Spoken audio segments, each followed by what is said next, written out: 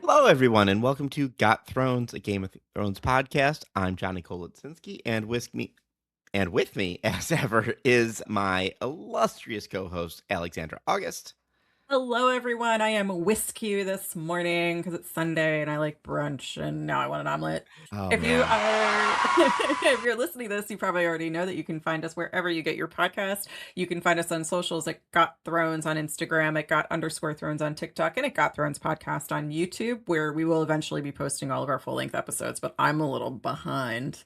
And welcome to episode 2 of the House of the Dragon Crash Course, where we are running you through seasons 1 and 2 of House of the Dragon. We watch it so you don't have to rewatch it. yep. Specifically, we watched episode 2 of season 1, The Rogue Prince. We are still soundly in prequel territory as we cover this episode. Prequel for the prequel for the prequel of Game of Thrones. Oh, that hurts. Yeah. I've now watched this episode probably like 3.5 times over the course of like 5 years. So, and the show is so dense. Like, the amount of stuff they managed to pack into an episode truly is almost too much for my brain to willingly hold. And I feel like it's just in this past watching that I've kind of understood, like, okay, trauma in the Stepstones upsets Corlys, who is then ready to ally with Daemon, who's not getting enough attention and sitting on direct, like, You say that so much happens, and yet I had a difficult time coming up with 7 sentences to describe this episode. oh my gosh. Okay. Well, then now I really want to hear them. And folks, as Yeah. we've been doing, we are going to recap this episode via trial by 7. We will be doing this every episode. Johnny and I will write separate 7-sentence recaps, and we will read them to one another for your benefit. You win. Ba-ba-ba. So with that, can I roll into my 7-sentence description of the Rogue Prince? Please do. Please do. There's military shit going on overseas, but no one cares. And when I say no one cares, I speak both for the small council and the audience. Instead of getting to direct the Westerosi military, Rhaenyra gets to pick her prom Kingsguard. Viserys chooses not to be a pedophile, and Alicent somehow still grooms him. Matt Damon, that's a Doctor Who joke, steals a dragon egg. And then something interesting finally happens when Rhaenyra sneaks out to take it back. We get to see a showdown of the dragons. There were hyphens in there, so that's 7. Okay.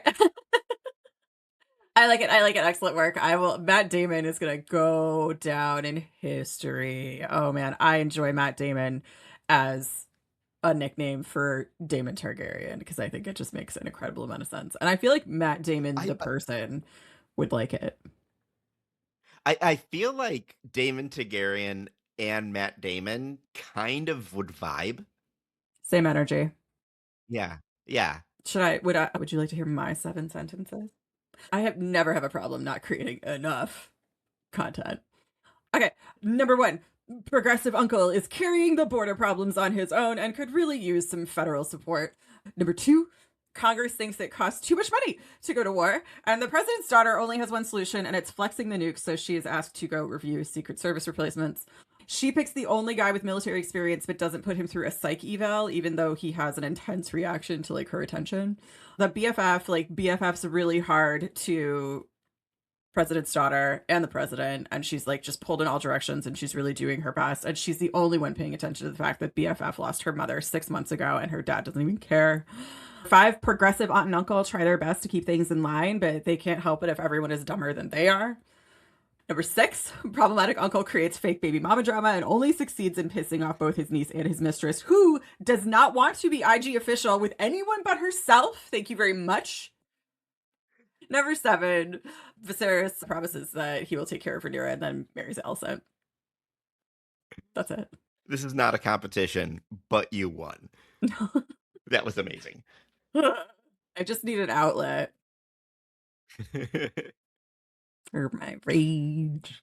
Man, yeah, oh man. See, there is it truly is kind of a marvel of how much they managed to fit in this episode, because we learn about the politics of the Stepstones. We learn about, like, Corlys' position we get more context for him and why he can kind of like have everything but still feel disempowered for unfair reasons. As Otto, like when he's in Mhm. that kind of conference room being like, yo, I am losing like a lot of money and men because I'm kind of carrying all of this shit. Can you help? And Beesbury's really hard, and it's just like, there's like not enough money. That feels like really expensive.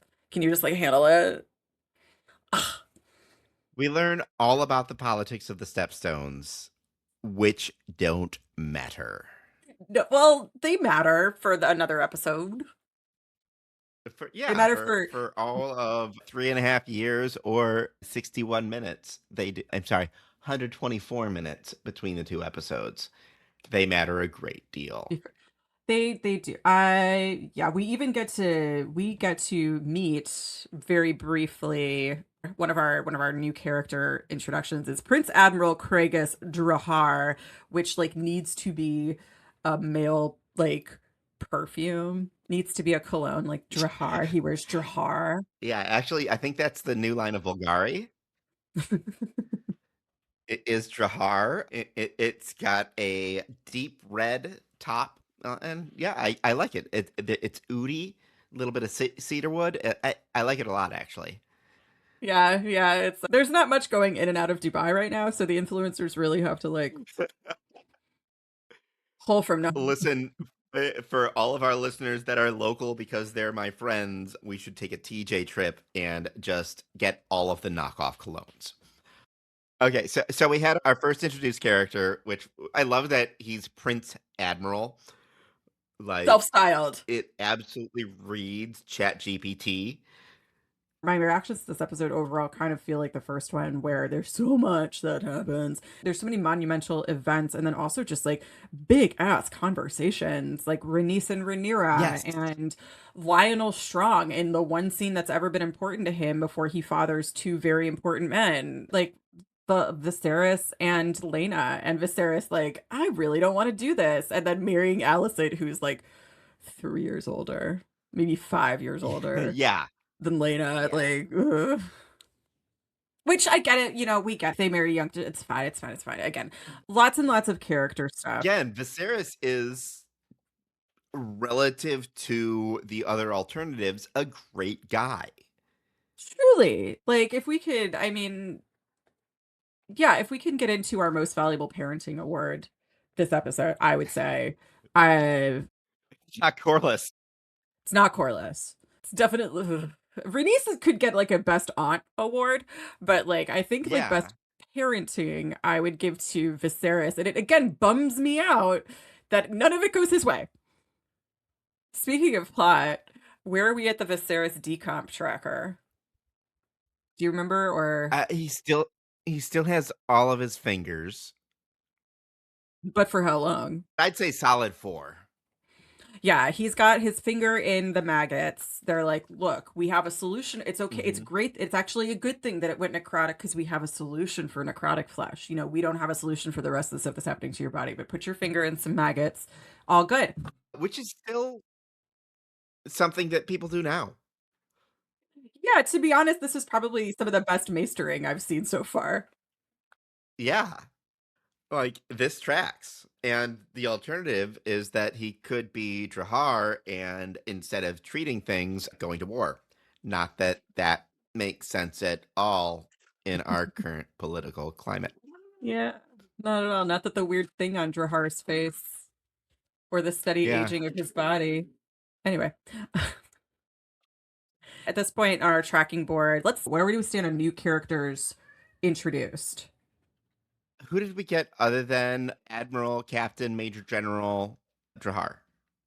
We We got got we got Lara Strong, yep, or we got Lionel Strong Lionel Strong of Larry's and of Larry Strong. the other guy. Yeah. And Y- eh, then we don't have a marriage on screen necessarily this episode, but this is the episode where Viserys does not marry Lena and decides to marry Alicent. And by episode 3, they are more than married. That's for sure. Yeah. So those are kind of more or less how the pieces on the board have moved. Did we lose anybody this week? I don't think so. Oh my god. We didn't lo no one died. This is historic. I don't think anybody died off screen. Nobody died in any there wasn't any combat. I think they end with the crab No, feeder looking up for or I guess, like, the crab feeder was, like, in the process of killing people. but no one died that matters Ouch. or that is supposed to matter. Yeah, that's true. Because yeah. And Uh, also what I kind of love about Damon and his dragon and the crab and the stepstones is that, like, Damon's all like, "I'll nuke him. I'll show you I'll nuke him." And then, like, they're like, "No, no, no. We go into the holes, and you can't put the fire in the holes," which is do you see where we pick the crab metaphor? Like, because they go in the right, okay. mhm. And again, this show should not be relevant to current global politics. So for all right, so we got our tracking board. We're all set with kind of our characters. Who do you think like who's our winners and looters? Who slayed this week and who got cut, do you think? I'm gonna say that Prince Admiral Viceroy Drahar slayed because, well, number one, he is responsible for the only deaths that happened this episode. Number two, he's going to be relevant next week, which is 3 years later. And number three, just like he's interesting because he has a mask. Like he Phantom of the Opposite. There's a lot of good work to be done with a well-placed mask. I mean, hello. Like There this is is. you're very right. I honestly hadn't considered Drahar as a winner, as a slayer, as as a as a bricklayer. I'm sorry, I got lost in that rhyme. Obviously, I should have because I love this man has like not one single fucking line. I don't think he has a line almost the No, entire he does not speak. I know, which like means And, they had to pay they didn't have to pay him as much, and he does more work. He does the Lord's work. Ah, I don't know if that factored into his negotiating of his cut, whatever, whatever. I hope I hope that he is a named actor, and that's something we will look up before next week. He is, but I Helen Smithy, really? Drahar, you But played Drahar. Well, that's great. I loved that show. I Daniel stand Scott's by in it. my Sorry, sorry. I, I stand by my statement that we should have gotten a full season of the Stepstones, and Yeah, not that we needed one, but that this 3 hours was too little for everything that's happening, and mostly because Drahar slays Drahar literally slays with crabs. Like, with I love it. crabs. Listen, not not in real life, but in fake life, in fantasy. I like a creative death. I like somebody who's out to be Mhm. like, listen, I stand for something. All right. I'm not just going to be out here killing people willy-nilly. We're going to put some intention. We're going to put some thought. We're going to put some like, we're going to put some creativity behind this. Really give it some nuance, some bespoke death. And he's just really he's like got a brand. The brand equity of the crab feeder is really like not only like it exists on multiple levels, like it comes out in a practical way with like the way he murders people, and then it also just the way that they bow, obviously like a crab, like I just ah Alexandra, I'm not going to yeah say that you and I are global influencers. However, in the time since we recorded our first episode and we're recording this one, the beaches in San Diego have now banned digging pits that are more than 2 feet deep. And I think that it's thanks to us and thanks to Prince Admiral Viceroy Senator Dre. 4 more years, 4 more years. That's uh how long till next week. Who do you Excellent. think slayed? Who did I think slayed? Who do It's you like think slayed this week, Alexandra? the person I think slayed this week, and it's the one fucking time he ever fucking will, is Kristen Cole. I think he showed up to work. I think he has the best fucking attitude. I think that I would have picked him. Like I would. The amount of things that I would have done that Rhaenyra did this episode is I should give me pause. But the fact that she walks in and she's like, "Cool." So she looks at the new potential Secret Service members and she's like, "Wait, so have you been in battle?" And they're all like, "Ah, no." Why would we do that? And Kristen Cole is like, "Yes, it was awful. I would love this job." And she's like, "Great, that makes sense to me, and you can have this job." And he, for this episode and for the next like one and a half, is a very good he's a good ally to Rhaenyra. He is kind of what Yeah. he becomes a good friend to her. He is not the one who kind of colors their relationship with something more personal and something more romantic as they eventually, sorry, spoilers, but it's a review. Rhaenyra does that, and like he's a little baby about it, but at the same time, he also is another person who makes a lot of the correct choices, but he gets caught up in sort of the wheel, as Daenerys would call it. And I remembered how much I really liked him at the beginning of the show, but good intentions. Yep. Got to start somewhere. In these first few episodes, he gives me Big John Stamos energy, and I will not be taking questions. Honestly, thank you. Thank you for that. Thank you for that. So who got cut this week, do you think? Who didn't have a good week? Corlys. Mm. Mm-hmm. Corlys tried really hard this week. And going back to your 7 sentences, Corlys was doing all right to begin with. Corlys did not need to be pursuing that much more.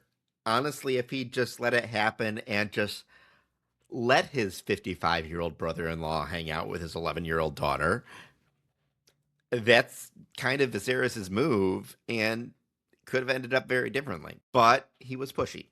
He was pushy as far as let's invade the Stepstones, and he was pushy as far as, hey, do you want to go to an island with my daughter? I hope this part gets cut, because otherwise I'm going to be on a list. We're already on a list. We're both on lists. Yeah, I've Multiple seen lists. me. I've heard me. So have a lot of other people, I'm sure. Yeah, but hands down, I think it's interesting actually that we were talking about Kristen Cole not making a move and ending up in the right spot, and then we get Corlys, who made the only real moves this episode, other than Matt Damon, and just ending up in a crab pit. Yeah, like another one of my overall takeaways from this episode that back to is just like you really something that Rhaenyra, and I wonder if this is going to be part of her character because it's something that happens in the second season as well. She really doesn't have an understanding of her own power in a way that is harmful to someone like that. You know, she doesn't really have an understanding of how things are fundamentally different for other people. And I love the scenes where she gets to kind of step outside herself. Like the scene in the Sept with Allison is so beautiful. And Mhm. they like Allison is so genuine and Rhaenyra gets a little like Rhaenyra gets to submit herself to something for a minute, and Allison is the one who kind of gets her to do that, and she discovers some, you know, she therapy, she does it, and then I don't know, but she doesn't really ever beyond that, it's still very much about Rhaenyra, and it's still very much about, like, her really fighting for her life and the future that she wants. She doesn't wanna be she is so she's very untamable, and so the future that she wants is the one her father is dangling in front of her of, like, somebody who does not have to be ruled ever like all the other women in her life do, and she has to defend that, and she's very preoccupied with prioritizing her own autonomy because it's at stake from when she's, like, so young. And Mhm. yeah, so I don't know. I don't know where I was going with this, but just the idea of Rhaenyra kind of not being aware of her own power in part because she's so in pursuit of protecting it. And that's actually a really good comparison to Corlys and Rhaena. Rhaenys, you mean, or Elena? Yeah, Hmm. Rhaenys. And Rhaenys is moving to protect her power and her stability because it got taken away from her when she was Rhaenyra's age. And it's no one is safe. Like I was thinking of Sansa, like no one can protect anyone, like because of the nature of this beast and because this is all the power in the world and everybody wants it. So everybody is got like water on cement. People are going to find any opening they can to grab it and take it. Like Lionel gives Viserys good advice. He Hmm. opens up a thought, an idea to him that he didn't have, and Otto comes in and is like, "Well, actually," and Viserys does his best to try and it's just the sheer impossibility of ruling peacefully amidst these conditions that the Targaryens have set up is, or that, that are these kind of conditions. I always come away with the impossibility of it, of just being like, there's just no way to do it.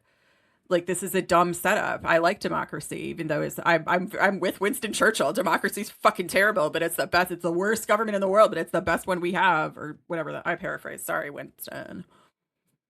Can you imagine 6 episodes into Game of Thrones that we would be sitting here saying, "Man, I really feel for the Targaryen that's in power right now." No. Man, I really feel for Viserys.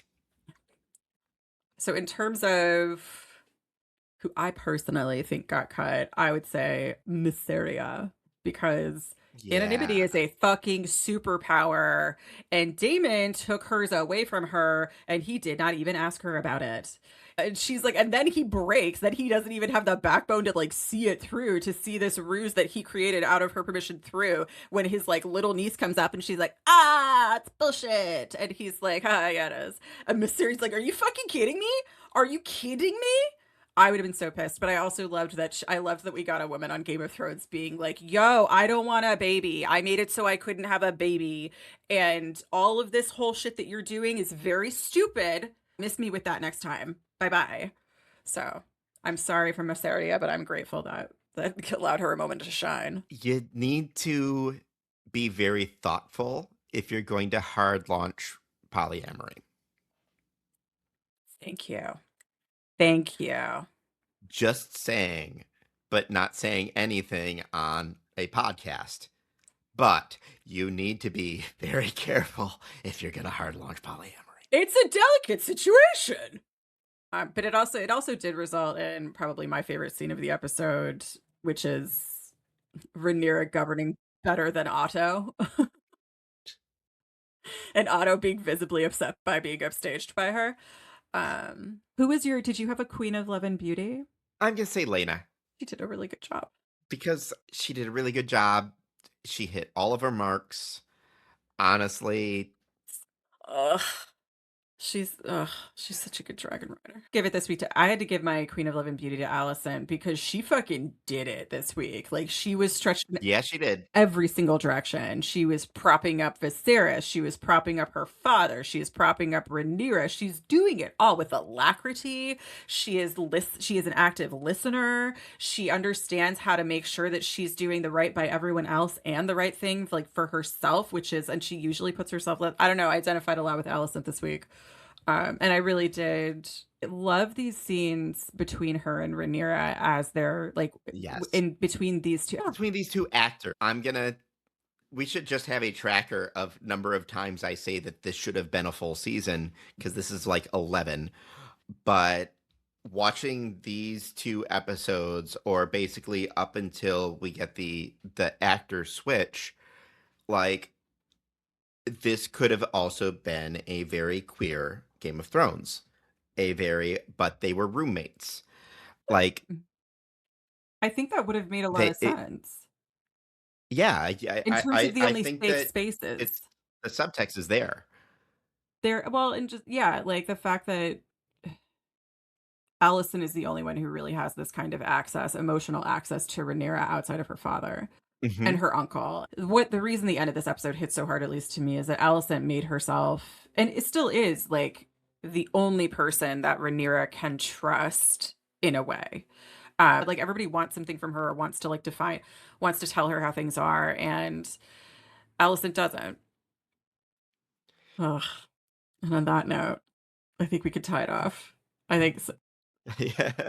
I think we've covered, yeah, both all that is good, bad, and odious about the Rogue Prince.